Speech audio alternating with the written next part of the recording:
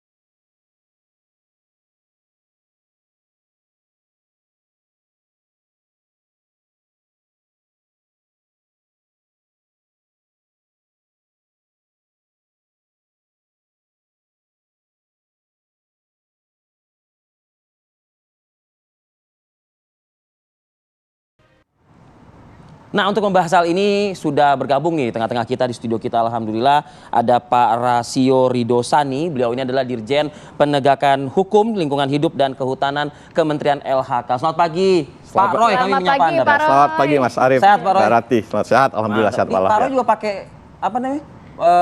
Rompi Pak. Ya. Sebagai Satgas juga ya Pak? Ya, saya Ketua Satgas untuk pengendalian pencemaran udara wilayah Jabodetabek. Nah, salah satu implementasi adalah penegakan hukum dari mekanisme kementerian atau pusat menangani masalah polusi udara ini. Sejauh ini bagaimana Pak efektivitasnya? Ya, kami melakukan berbagai macam langkah dalam upaya memastikan ya kualitas udara di Jabodetabek ini membaik. Ya. Langkah-langkah yang kami lakukan adalah pertama, kami mengidentifikasi sumber-sumber yang berkontribusi terkait dengan kualitas udara di wilayah Jabodetabek ini. Ya, ada dua sumber penting. Ya, pertama adalah sumber dari kendaraan, emisi kendaraan atau istilah kami adalah sumber bergerak. Ya, sekitar 40-an lebih ya, persentase. Tapi kan kalau kendaraan ini kan dia mobile, bergerak gitu loh. Ya, yang kedua adalah dari kegiatan-kegiatan sumber tidak bergerak ataupun dari pabrik, pembangkit, industri. Kemudian juga dari kegiatan-kegiatan pembakaran terbuka oleh masyarakat maupun pihak-pihak lainnya.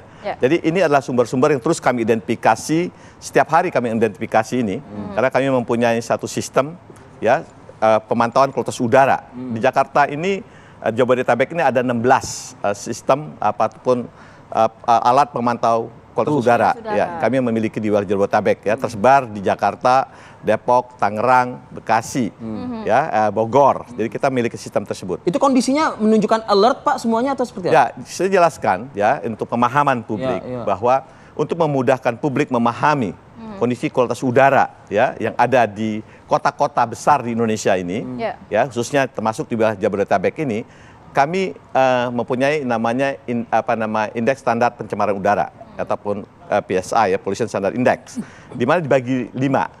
Ada yang pertama adalah baik dengan angka 0 sampai dengan 50, kemudian ada yang sedang ya 51 sampai dengan 100, ada yang tidak sehat 101 sampai dengan 200, ada sangat tidak sehat itu 201 sampai dengan 300. Jakarta sudah? Ada yang di atas yang berbahaya itu di atas 300. Dari 15 stasiun yang kami miliki, ada beberapa lokasi yang tidak sehat. Ya, ada 6 lokasi. Ya, tapi ini juga bervariasi. Kadang-kadang dia ada 6 stasiun yang tidak sehat, tapi kadang-kadang 5, kadang-kadang 4, kadang-kadang 2, kadang-kadang 1. Fluktuatif ya. Ini fluktuatif karena tergantung tadi, karena ada kendaraan bermotor juga akan bergerak. Ada kemudian ada kegiatan industri kadang-kadang 24 jam dan tidak 24 jam. Kemudian juga ada pengaruh daripada faktor-faktor meteorologis, ya seperti pergerakan angin, kelembaban dan cuaca ya. Ini juga sangat berpengaruh. Ya.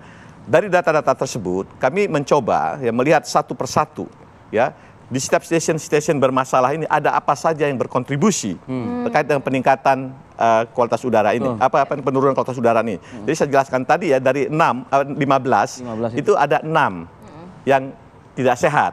Tapi ini juga tidak sehatnya bervariasi juga ya. Inilah kondisinya.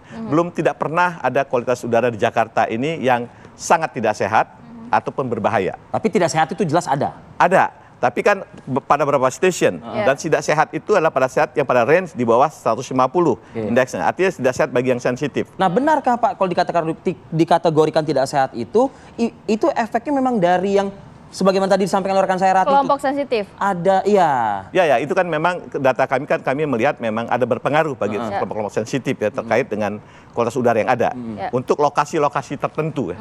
Jadi tidak semua wilayah Jakarta, Jabodetabek seperti itu ya. Dan imbasnya kan 32 perusahaan tadi itu, Pak? Ya, perusahaan itu banyak. Jadi kan jelaskan tadi bahwa sumbernya kan dari kendaraan bermotor, ya, baik itu mobil, angkutan, motor dan sebagainya, juga dari kegiatan industri.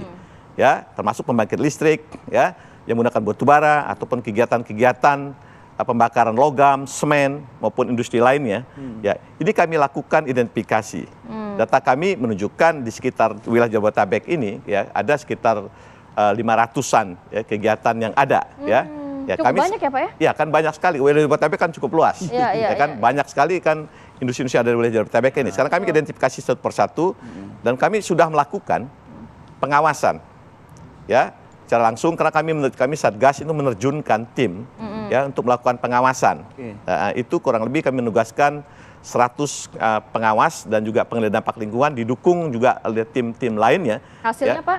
Ya, kami dari 56 tersebut kami sampaikan bahwa 58 ya, dari 58 karena ini jumlah bertambah terus ini. Setiap hari bertambah. Kadang-kadang saya padahal udah diawasin. Ya, ini enggak artinya kami mengawasin 58 ya. Hasilnya kami menemukan ya permasalahan-permasalahan ada di 58 ini. Ya, 58 ini sekarang ini kami sudah hentikan itu 26 kegiatan kami stop, yang hentikan sementara. Kami lakukan penyegalan di lokasi tersebut. Ya, kami hentikan penyegalan di lokasi tersebut. Kami minta mereka menghentikan kegiatan. Kemudian yang lainnya sedang kami akan persiapkan langkah-langkah hukumnya juga ya. Ada juga yang sedang kami lakukan pendalaman ya untuk lakukan penegakan hukum pidana.